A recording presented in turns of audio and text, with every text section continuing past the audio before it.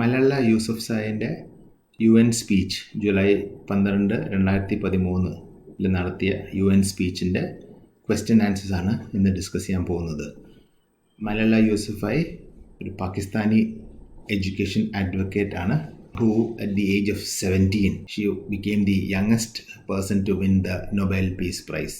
ഇതിന് എന്തിനാ കിട്ടിയതെന്ന് പറഞ്ഞാൽ because she survived an assassination attempt. She always championed the cause of education.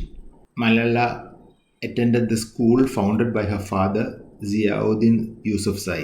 അച്ഛൻ നടത്തിയ ഒരു സ്കൂളായിരുന്നു. ആ സ്കൂളിലായിരുന്നു മലല്ല യൂസഫ്സായി പോയിക്കൊണ്ടിരുന്നത്. 2009 1997 ജനിച്ചത്.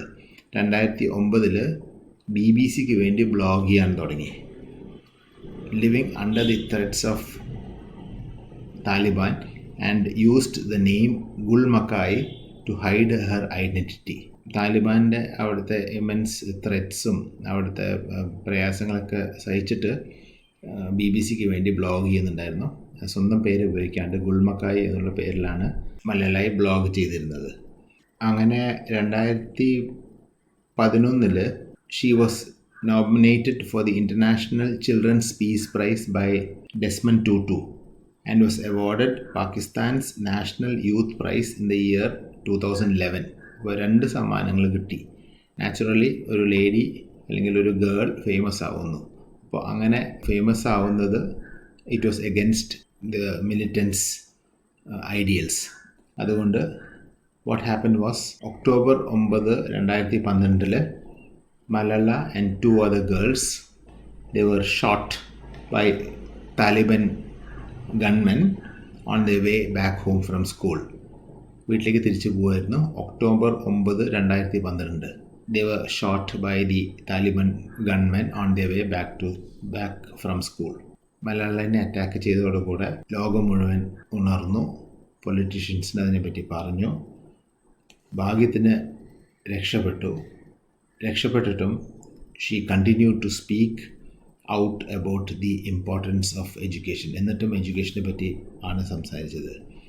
അങ്ങനെ 2013 she gave a speech to the United Nations and published her first book, I Am Malala, the girl who stood up for education and was shot by the Taliban.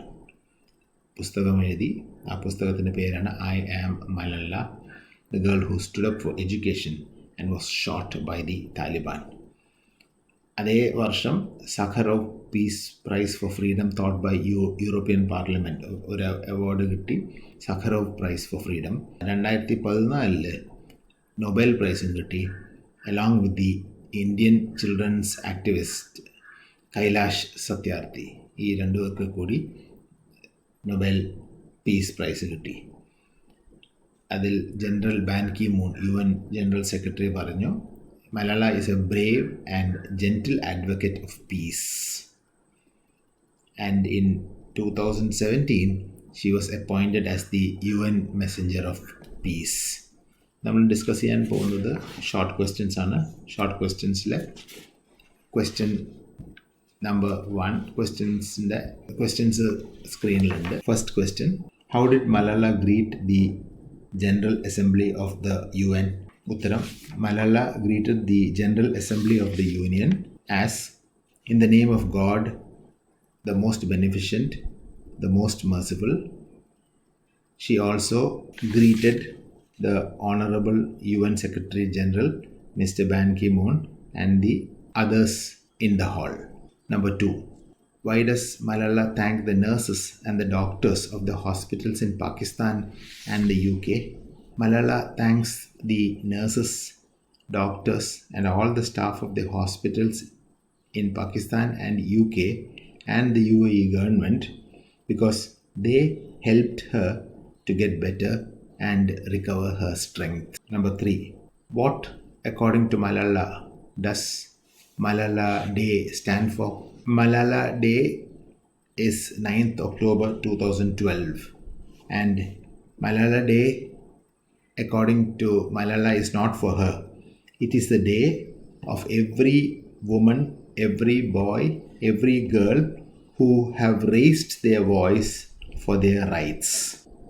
ദിവസം എൻ്റെ അല്ല, ഈ ദിവസം ആരൊക്കെയാണോ അവരുടെ വോയിസ് റേസ് ചെയ്തിരിക്കുന്നത് എഡ്യൂക്കേഷനോ അല്ലെങ്കിൽ human റൈറ്റ്സിന്, അവർക്ക് വേണ്ടിയിട്ടാണ്. Every woman, every boy, every girl who have raised their voice for their rights. Question number 4. When did the Taliban shoot Malala and for what? The Taliban shot Malala and her friends on their way back from school. This occurred on 9th October 2012. The Taliban shot Malala on the left side of her forehead. 9 October 2012 shoot ചെയ്തത്.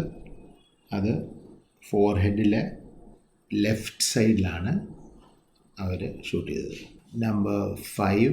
How did Malala conclude that the terrorist who shot her has failed? The terrorists thought that Malala would change her aims and stop her ambitions. However, nothing changed in her life except that weakness, fear, and hopelessness died, and instead strength, power, and courage was born. She is the same Malala. Her ambitions are the same, her hopes are the same, and her dreams. Thank you.